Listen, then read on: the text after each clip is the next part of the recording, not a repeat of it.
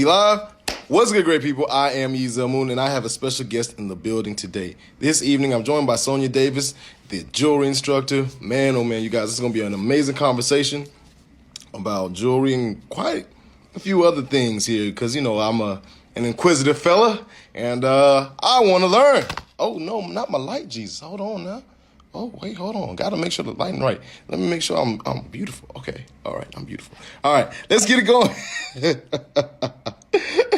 We got it. All right, thank y'all so much for joining.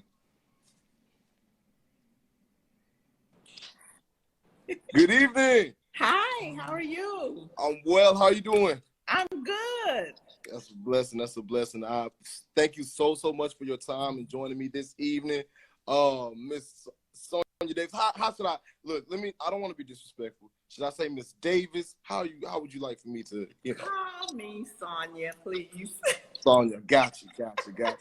Look, see, I am a man that was raised in the 90s, and so, we were raised by these principles of making sure you show that respect that needs to be accorded, and, I just want to make sure that You're just trying to make me sound real old, okay? No.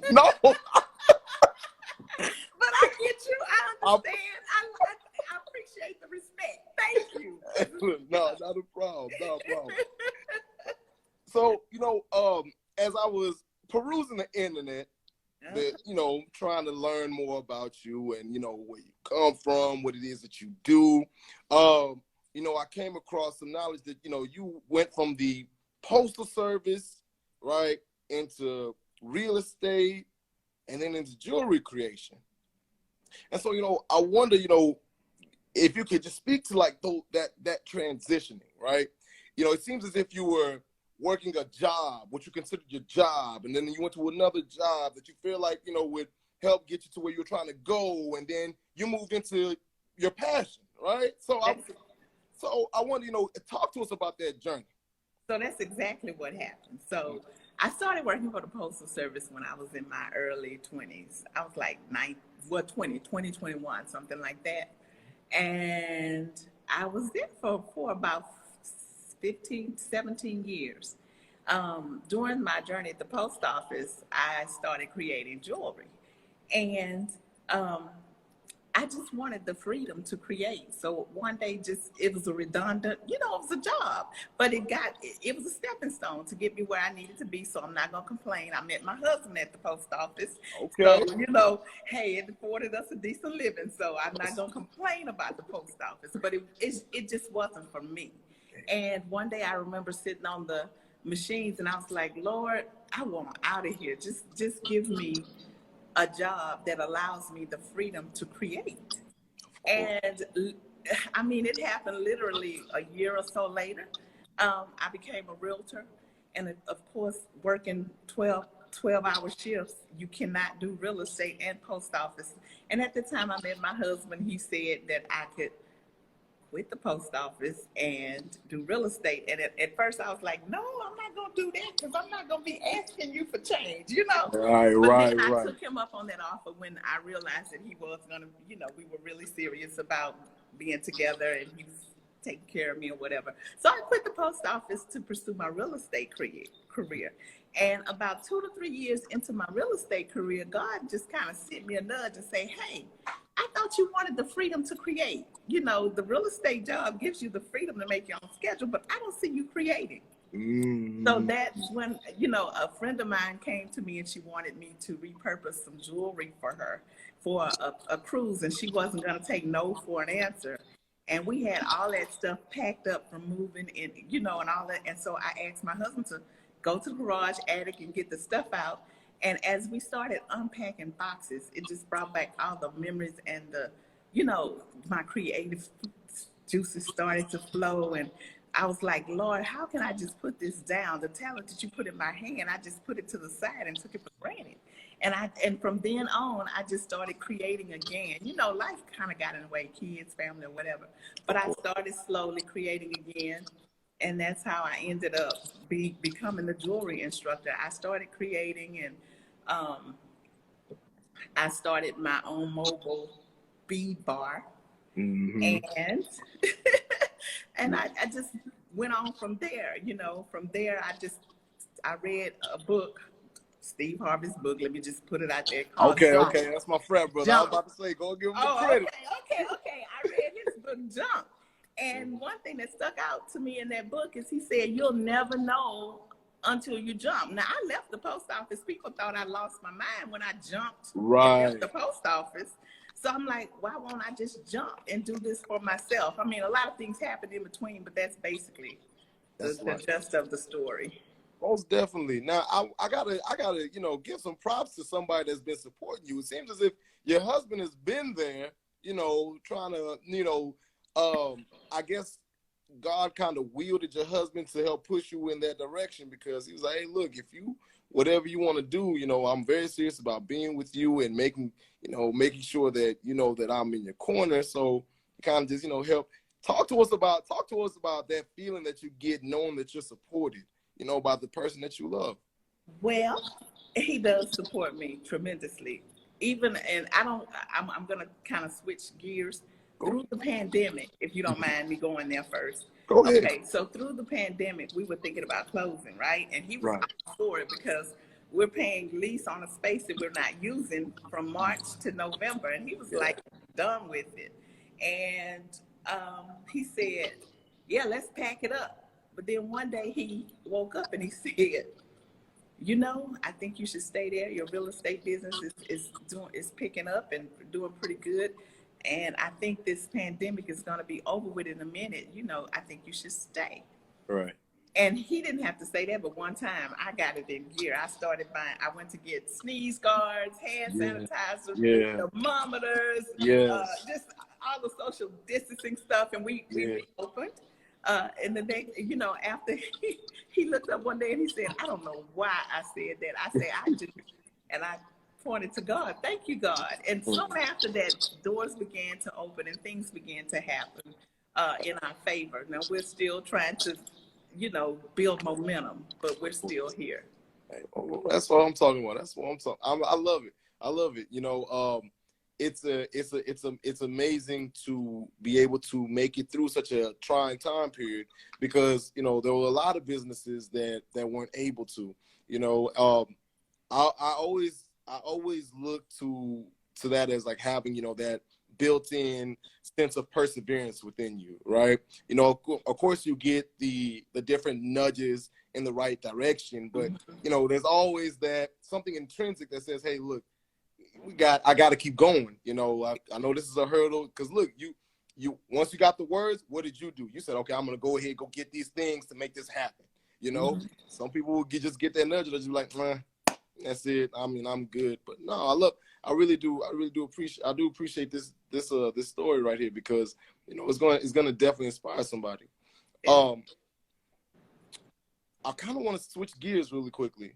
Okay. Because you touched on it earlier a little bit, about having a family while continuing to pursue, your dreams. And I want you to talk to us about the impact of pursuing your dreams, while being a mother, and the strength it takes to make that happen, and what lessons do you feel like your children should draw from your work? Well, I think, I always allow my children to make their minds up about most things. I have a daughter that was in high school. She was in the engineering program, and she tried her best to get out. And I was like, no, you're staying. That's the first time I was really persistent. I said, you're not getting in the general population, because she's like her mother. She was a social butterfly, and she was a majorette. And I'm like, you're staying in engineering. So that was the only time I was really that forceful. But I think we all they got their work ethic and their talents and their habits from not only me, myself, but their father. He's a musician.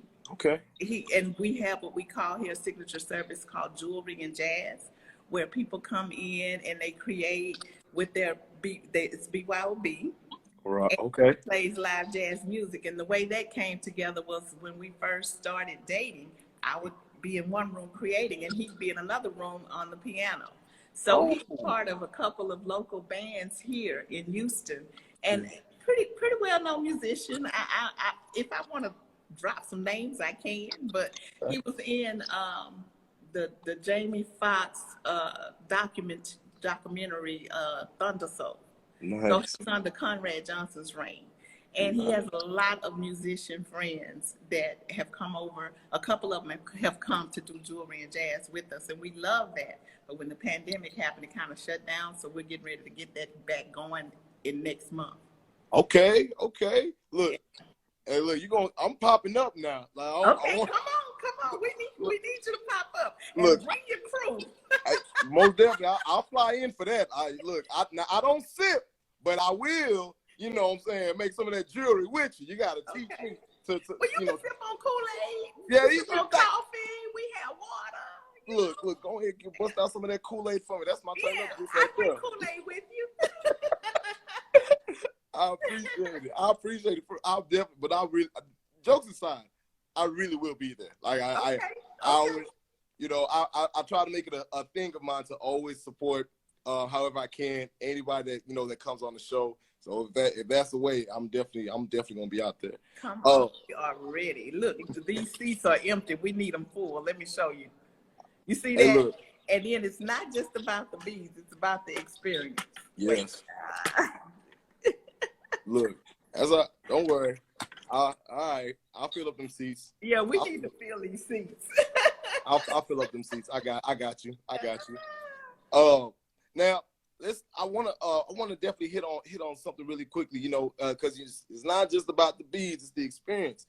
Now, you've learned the beaded kumihimo method. Is that how I say that?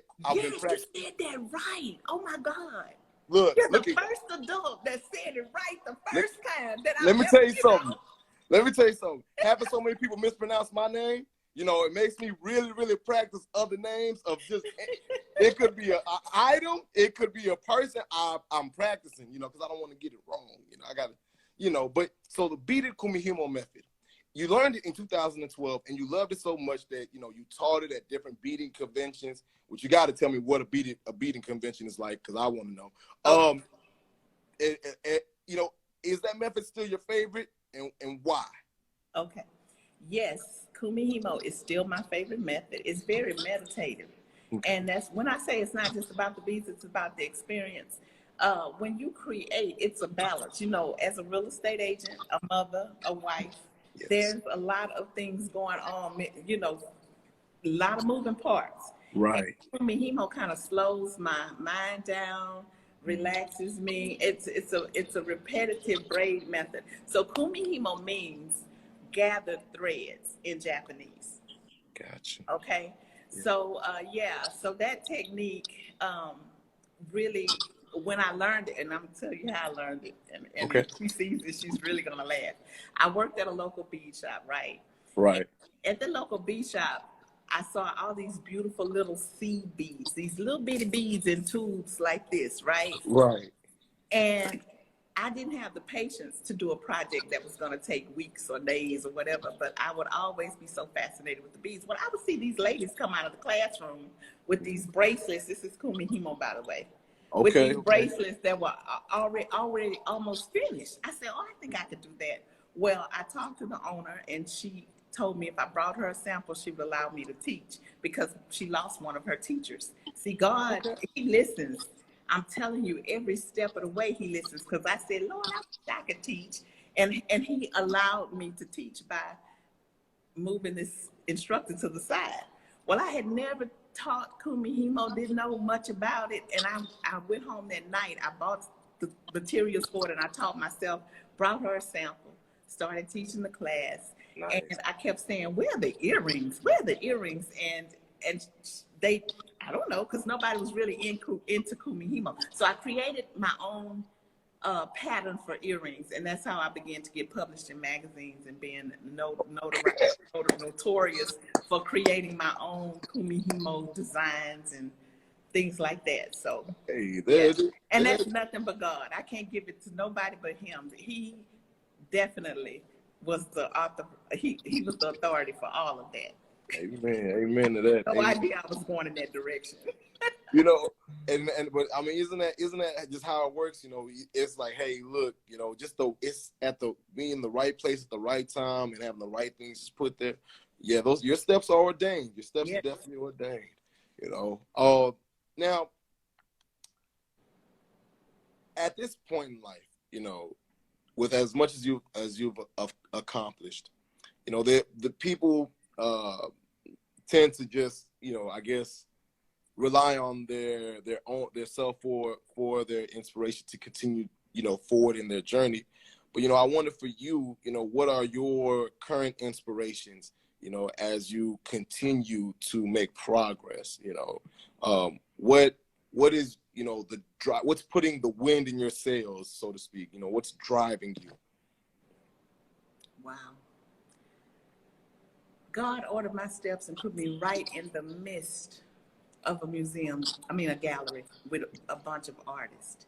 And I started taking inspiration from the exhibits that go up and down every quarter or every few weeks, to the point where I would go look at a painting and then I would go and find beads and I would do my own interpretation of that painting through my beading with Kumihimo.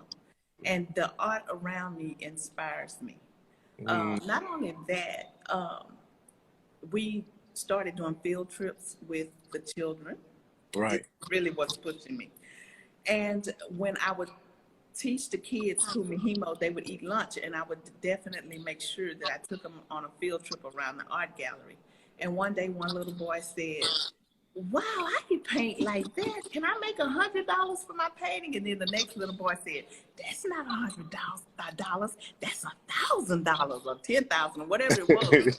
And I said, "Sure you can." And so we had a little art talk. And one of the parents took me to the side and she said, "You're opening doors and giving these children opportunities that they wouldn't have had, you know."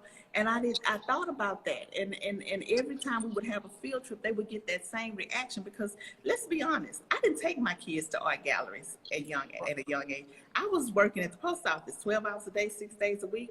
You know, they got food and they got clothes, and Yeah. down there we'd have a movie. But my Yes. kids are talented, and we kind of swept those talents under the rug. Well, I don't want to do that anymore. I don't want that to happen anymore. So we decided to serve the underprivileged children in the underserved communities with free services. But again, um, COVID kind of slowed that down. I But understand. we are working on a foundation now that will allow us to service, not only service those children, but utilize the artists and the musicians to help us to teach these children. And in turn, we will make sure that they're fed too. Amen to that. I love it. I really do. You know, that you are, you know, you are a blessing.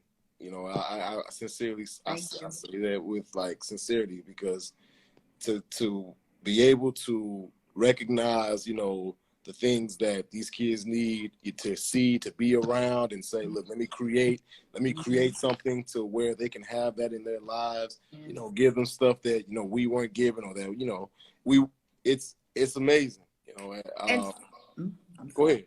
And just to let them know that it's okay to be an artist. Yes, it God is. gives us all skills and talents, right? Some of us are artists. It's okay.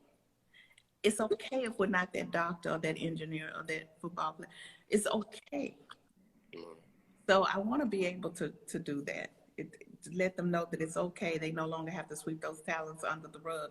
We can we can come together as a community and enhance what God has given us all to make a better community for ourselves.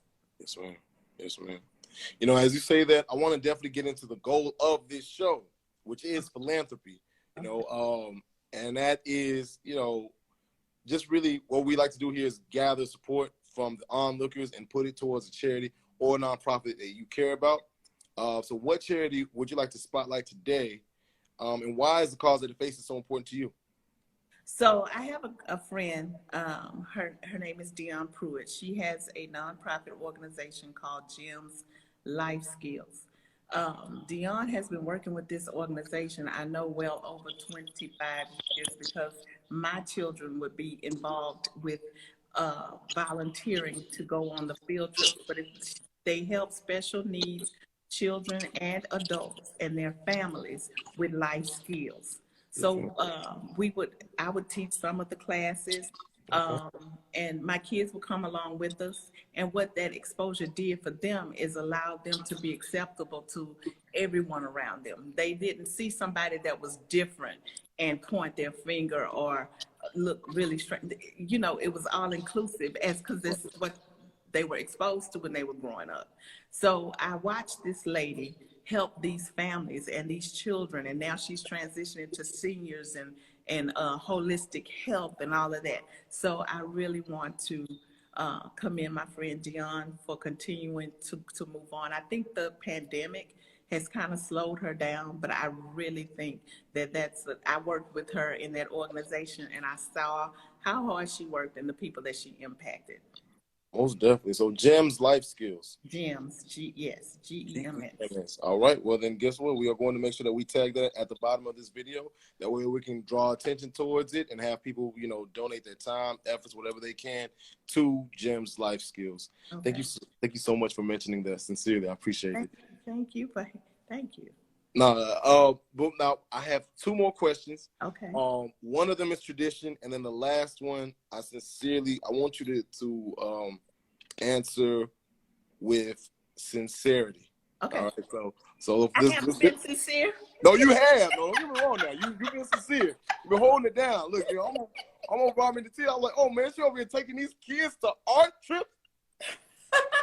Oh, I love it. I have pictures to back it up. Look, I'm telling you, like they need that. I honestly, you know, I remember my first time going to an art museum and really just standing there and staring. And you know, it wasn't the money that got me, because like I'm an emotional person. It was this photo. It was just different shades of blue. I just like really was like, you know what? I see why people look at art and cry. Like I was this weird person like that. And they stand there and stare at it for a very long time, because everybody's interpretation is different. Yes. Like I'm like, you know, some people can look at this and see, you know, happiness and glowing, and, right. You know, and then like others can be like, this is the darkest thing I've seen in life. You know, it's crazy. You know how. I see rainbows and lollipops. I see rainbows and lollipops. This guy just sees sticks and stones. What? Okay. Yes. but you know, we always like to close with wisdom. So give us your special perspective on this one. We close with wisdom for the next generation. What would you say, you know, to any of these young ones that will be entering into the world of jewelry making, you know, that you're going to see at beading conventions in the future? Because you got to tell me what beading conventions are like. I wonder, like, you know, what words of wisdom would you have for them, you know, as they pursue being an artist in that, you know, in that facet of the, you know, what words of wisdom would you have? Well, first of all, as a beading artist and an entrepreneur, I think we're always told to prepare. Yes. Prepare, but take your inspiration from within. I mean, you know, just don't allow anybody to say, because I would get things like, oh, she's playing with beads. Well, playing with beads got me in magazines. Playing with beads got me teaching at national conventions. So don't listen to the noise. Shut the noise out, and whatever it is that your heart desires to do, if it's clean living, do it, especially with creativity. You know, do that. I'd rather see you creating in your own little la-la land than out on the streets in the midst of chaos. So another thing that I've learned as an entrepreneur through these times that we've gone through with the pandemic is join your local small business development centers, your chambers of commerce. But even so, they tell you how to do a business plan. But within that business plan, we need to add a disaster plan, because nobody was prepared for this. That's one thing that I learned. Are you going to back down and bow out, or are you going to stay in there and fight? What is it that you're going to do? What is it that you're going to put in place to keep things going? I mean, who am I to call myself the jewelry instructor and watch the major bead conventions close their doors, because that's what happened. And that was scary for me. But I had to realize, you know, I have God on my side. I'm just going to be honest. I'm putting it out there on Instagram. God is, you know, is amazing. And when you believe and you trust and you go way back and see how far he's brought you, Right. you can't give up. So I just keep fighting through it, just hoping that I get to that point that I want to be. Oh, uh-oh. Paused on us. Oh, okay.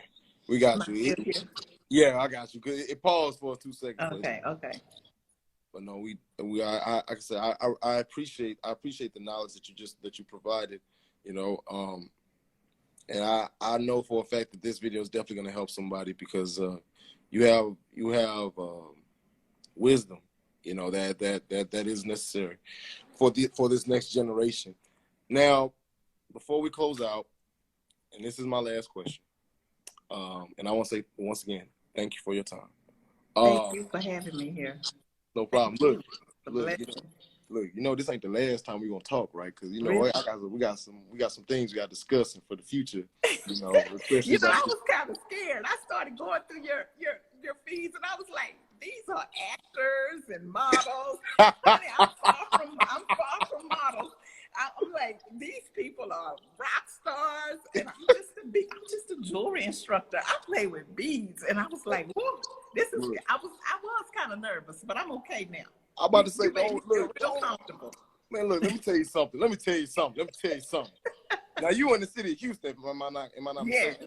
Yeah. See, I'm from Houston. I'm from A-Leaf, actually. Oh, so, really? You know, yes, ma'am. So at the end of the day, I'm an A-Leaf guy at heart, you know, but I had a wealth of experiences that, you know, I'm very thankful for. But if there's one thing that, you know, I was taught from my fraternity as well, was humility with dignity. You know, as this grows, this expands, I'm not gonna stop wanting to talk to people from different walks of life, you know, because like I said, there's pockets of wisdom just everywhere, you know, and like you can draw so many lessons and help so many people just through your interactions. It's somebody that's gonna draw something from our interaction today. I know that for a fact, you know. But yeah, man, yeah, it's cool. Yeah, I've sat with, you know, people from all these other people. They cool. They are cool. But you know, hey, look, you a rock star. You a rock star being, goddamn. Like, yes, well, you know what I call myself? The Beyonce of being. And the Beyonce of being. Hey!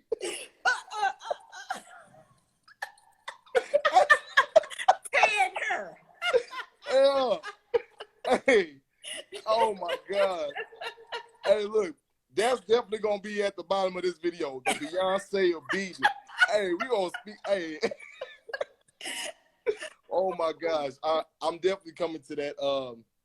What was it again? Jewelry and jazz? Jewelry and jazz. Jewelry and jazz. We're having our next one on June 17th. June 17th? That's a Thursday. Okay, yeah. Because my husband gigs so much, he's never available on the weekend. So I told him I was going to have to find some replacements. Oh, Lord. Oh, Lord. Hold on. For the jewelry and jazz. What do you want, Lord, for? For the jewelry and jazz. Yes. Look now. Look. Don't get. I'm just playing. But let me tell you something.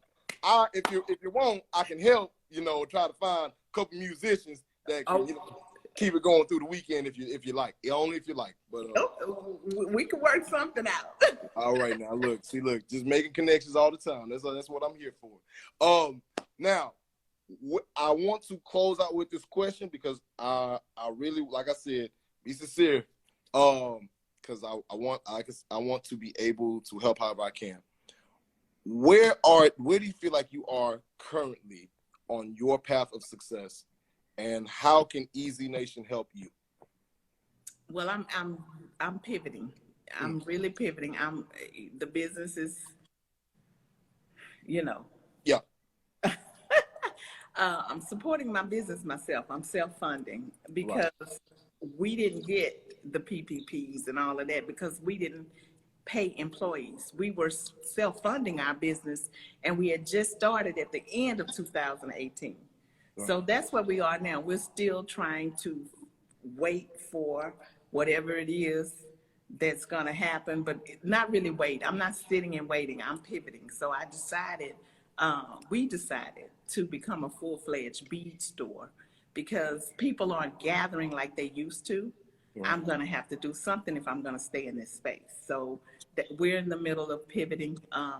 And what you could do is just share this video and make sure that it falls on the right hands, the right ears, that they could just get a toe. If you could just get a toe in the door, I could convert them to beaters. I convert you. You put your toe in the door, you're going to be doing some beating and loving it.